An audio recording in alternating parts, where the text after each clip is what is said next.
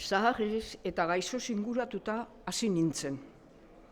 Haiei zor dizkiet nire baina guztiak, nire hildakoen begirada jakinguratzu, muker, aztertzaile, samur, inoiz ez asolagabe gogoaitu, goreste eta maitatiei.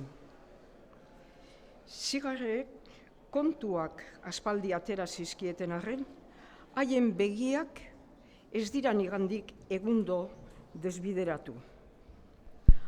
Haien ondareak ez du baliorik inorentzat, neuretzat izan ezik. Eta halaxe, gogoetok ere ez dute zertarakorik neurri lagun egitea ez bada. Paper orea dira, eta paper ore bihurtuko dira.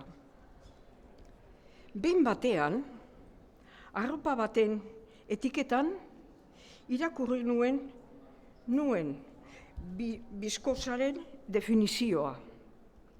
Harritu egin nintzen, ez nekielako bizkoza egiteko lehen gaia papera zenik. Paper oreak zetaren mugimendua ematen omen du eta beste materia batzuei, haiekin nahasten denean.